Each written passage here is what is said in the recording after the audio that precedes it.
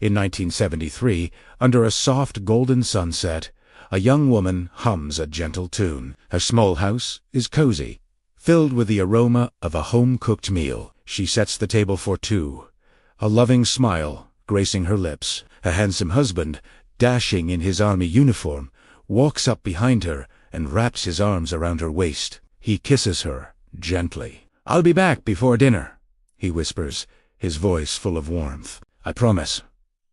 He gives her one last look, a look filled with love and hope, and then he leaves for war.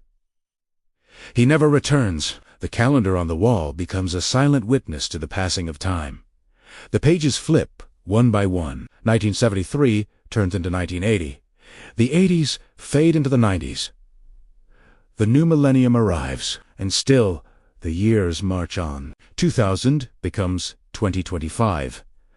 The young, beautiful wife is now a grandma, her hair as white as snow, her face a map of memories. But one thing has never changed. Every single night, without fail, she sets the dinner table for two. One plate always remains empty. On one chair, his old, worn-out army hat rests, a silent sentinel. Her neighbors, with well-meaning but heavy hearts, would often say, "He's gone. It's time to stop waiting." But she would just shake her head, a gentle, unwavering smile on her face. "A promise is a promise," she'd reply softly. Through all the years, her hope was a candle that refused to be extinguished. On rainy nights, its flame danced in the window, a beacon in the dark. At Christmas dinners, his chair was always decorated, a place of honor at the head of the table. On her birthdays, she would cut a cake with two perfect slices. Through snowy winters, his old coat was draped carefully over his chair, as if waiting for him to come in from the cold and shrug it on. Her grandchildren would often ask, their innocent eyes filled with curiosity, "Grandma, why do we always set two plates?" She would look at them, her eyes twinkling with unshed tears and boundless love, and she'd smile, "Because your grandpa is coming home for dinner." Her faith was an unbreakable thread, woven into the very fabric of their family. Then, one stormy night, the wind howled and the rain beat against the windows. The world outside was a tempest, and in the middle of it all, a sound she hadn't heard in over 50 years echoed through the house.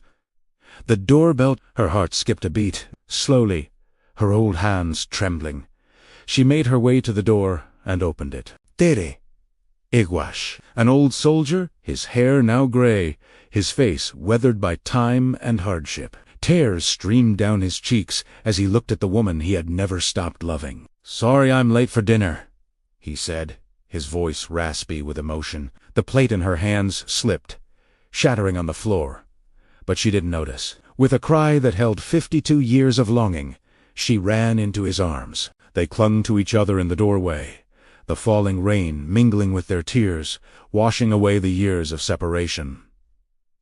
Later, they sat at the same table, in the same chairs. He reached across and took her hand, his touch just as she remembered. "I kept my promise," he whispered. She looked at him, her heart overflowing. "And I kept the table ready," she cried softly. From the stairs, their grandchildren watched, tears of joy streaming down their faces, witnessing a love story that defied time itself. The table, once a symbol of waiting, was now adorned with family photos, a testament to a life lived in hope. In the kitchen, beneath the warm glow of the light, the grandma and grandpa slow danced, finally together again. 52 years of waiting, all for 1 second of forever. Two plates, two hearts, finally reunited, glowing as one.